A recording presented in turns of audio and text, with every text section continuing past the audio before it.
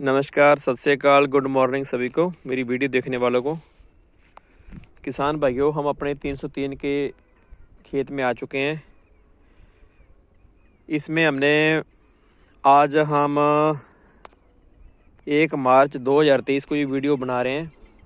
इसमें हमने परसों पानी लगाया था और कल से मौसम यहाँ हमारे एरिया में ख़राब है। मौसम विभाग के अनुसार 4 तारीख तक ये हाल रहेगा मौसम का। मौसम ख़राब रहने की संभावना है। इसमें हमने पानी लगाया था गेहूं की, ये DBW 303 वैरायटी है। इस बार अच्छा इसने सिटा निकाला है, दाने भी अच्छे निकल रहे हैं और अभी ये बूर में चल रही है। जैसे आप ये देखो, इसमें अभी बूर की कंडीशन चल रही है। आधा दाना भर चुका है और आधा उसकी फिलिंग के स्टेज में भी चल रहा है। पानी लगने के कारण हवा चली, कल काफ़ी हवा चलती रही, 7-8 घंटे लगातार काफ़ी तेज़ हवा चली और कहीं कहीं आप ये देखो गेहूं ये गिर गई है। किसान भाइयों, कोई भी किसान कभी भी समझदार नहीं हो सकता। इसके पीछे एक ही लॉजिक है, जो भी हमारी फसल है भगवान की खुली छत के नीचे है। मौसम का प्रभाव सबसे ज़्यादा किसान को मारता है। अच्छा मौसम हो तो अनुकूल बना रहता है और अगर मौसम ख़राब हो तो उसको यील्ड सभी फसलों में कम मिलती है।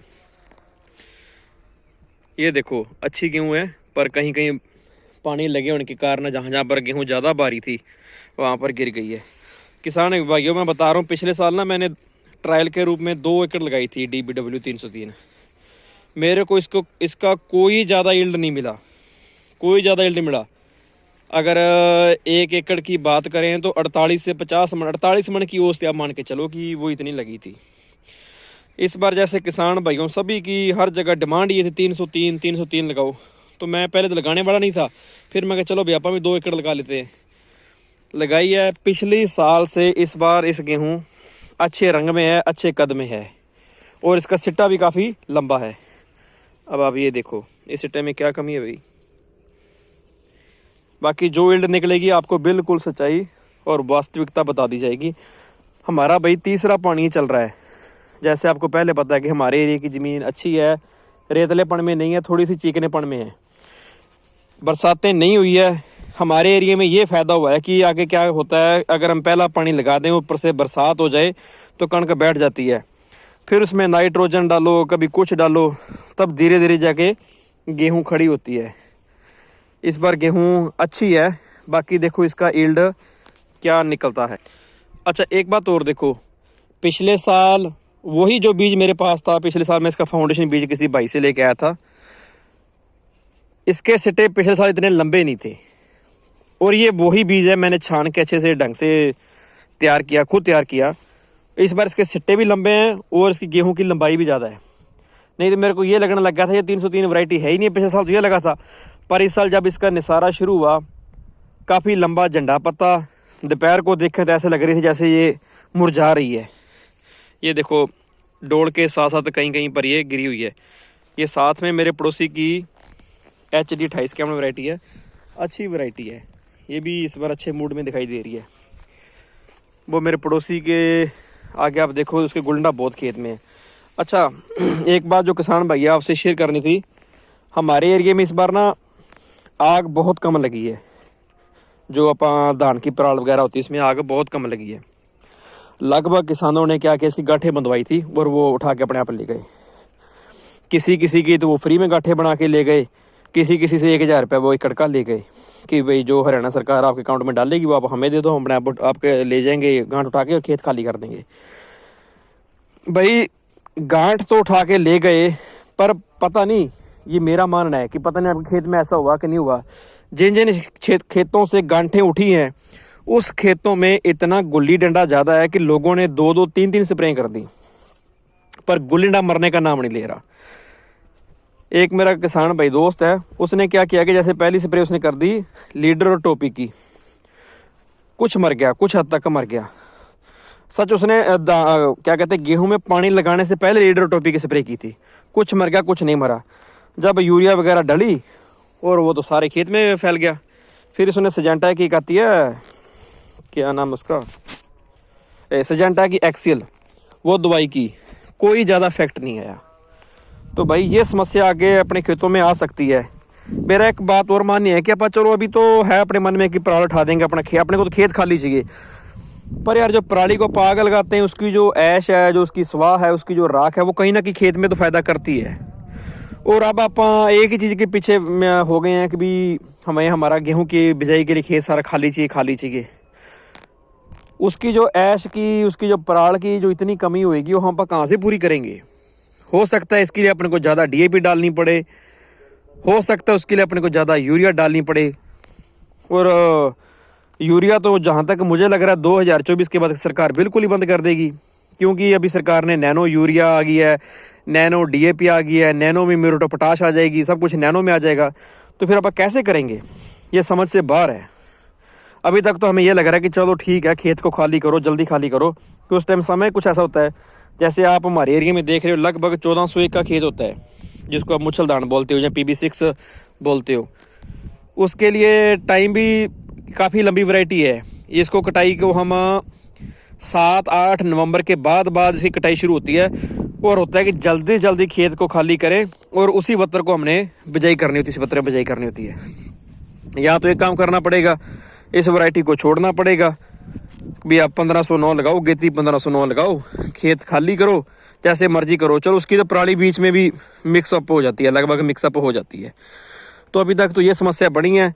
पराली को पठा तो देते हैं, खेत खाली कर तो लेते हैं, पर आगे वाली समस्याएं क्या होगी वो आगे जैसे बढ़ेंगे तभी पता चलेगा।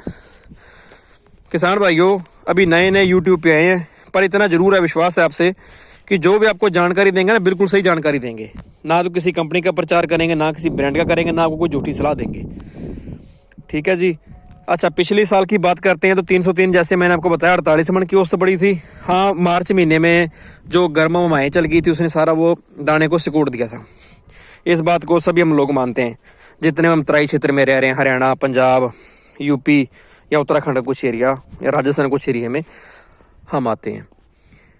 अच्छा, और मेरी ना कईयों से बात होती है, डॉक्टर से, वो कहते हैं जी गर्मी के कारण ऐसा कुछ हो गया। मैंने फिर उनसे पूछा कि भाई सारी गर्मी ये 303 में कैसे लगी, DBW 222 उसमें तो कोई यील्ड में इतना फर्क नहीं पड़ा। उसकी औसत मेरे खेत में 63 से 64 मन की पड़ी थी, HD 28-51 की पड़ी थी, 55 से 56 मन की औसत पड़ी थी, और 52-53 की पड़ी थी HD 30-86 की। 303 में इतना क्या रोड़ा पड़ गया, समझ से परे है। इस बार कुछ वीडियो हमें ये देखने को मिली है जिसमें ये कहा जाता था कि भी ये जो नई वैरायटी आई है 222 और 303, इनमें येलो रस्ट नहीं आता है। करनाल के कई किसानों ने वीडियो डाल रखी है, उनके 303 के खेतों में भी येलो रस्ट आ चुकी है।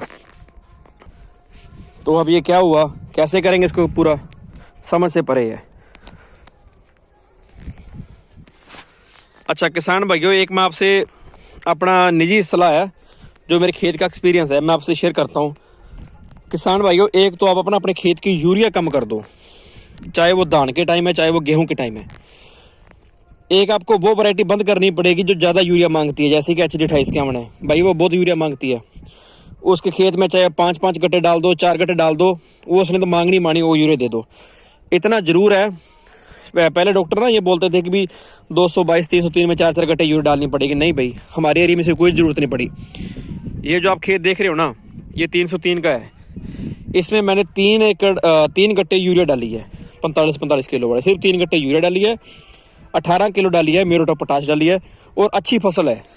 बाकी आप खेत दिखाएंगे 222 का, उसमें मैंने डाली 3.25 गट्टे है, अच्छी वैरायटी में है, वो भी अच्छी फसल है, वो भी देखने में दिखाई दे रही है। अगर इससे स्प्रे की बात करें, निसारे से पहले इसमें मैंने एक तो निकाला फंगीसाइड अजोक्सी प्लस टेबुकोनाजोल डाल दिया। एक इसमें मैंने स्प्रे करी है उसकी आपकी 052-34 की लिक्विड में। लगभग किसान भाई बोलेंगे वो तो लिक्विड में आता नहीं है। किसान भाई अगर वो डालो तो लिक्विड में डालना, गरडा केमिकल का आता है, वो मिक्सअप जल्दी अच्छा हो जाता है। अगर आप दूसरा डालोगे पाउडर फॉर्म में तो वो जल्दी मिक्सअप नहीं होता, वो डोली में या ड्रम में नीचे लगता रहता है। और एक इसमें मैंने डाला है बोरोना मैंने डाला 70 से 75 ग्राम के लगभग ml के आसपास डाला है। बाकी इसमें अभी कोई कमी नहीं है, आगे जैसे कमियां आएंगी आपको बताएंगे। पिछले साल 222 में एक आई थी कि उसके जो सिट्टों के बाहर वाले रंग हैं वो बैंगनी कलर के हो जाते थे। मेरे खेत में भी वो थे, मैंने उसके लिए फंगीसाइड डाल दिया था, पर कोई इफेक्ट नहीं आया। पर इतना है कि वो आगे दाने को इफेक्ट नहीं करता है। तूड़ी भी अच्छी बनी थी, ये देखो इस खेत में यहाँ पे भी कहीं कहीं कोनों पे गिरी गिरी है फसल। देखो शायद कुछ खड़ी हो जाए, कल से दिखाई दे तो रहा है कि भाई थोड़ी सी खड़ी हो रही है। बाकी चलो इतना नुकसान तो नहीं है। बाकी भाई खुली छत के नीचे भगवान की अपने आप लगेगा पता भी क्या फसल हो रही है क्या नहीं हो रही है ना। हाँ जी, हमारे एरिया ये खेत है। इसके बाद जैसे गेहूं की कटाई करेंगे। इस साल की मेरी ये सलाह है कि भी गेहूं काटने के बाद, तूड़ी बनाने के बाद पानी लगाएं सूखे में, और उसके बाद इसको पलाव से ज़मीन को बाएं। धान की बिजाई करने से पहले या धान की लगाने से पहले जितना आप उस ज़मीन को बाढ़ोगे उतना ज़्यादा फ़ायदा है। पिछले साल मैंने 6 एकड़ की बिजाई करी थी, DSR किया था, मेरे को तो बहुत फ़ायदा मिला। आप अपने एरिया के हिसाब से देखो फ़ायदा करता है कि नहीं करता है। मुझे तो बहुत फ़ायदा मिला। इस साल मेरा मन है कि भी लगभग 75 या 80% खेत में बिजाई ही करेंगे, ज़्यादा फ़ायदा है। चलो किसान भाइयों, धन्यवाद आपका, प्यार देते रहे और नई नई वीडियो देखते रहे। धन्यवाद, थैंक यू सो मच।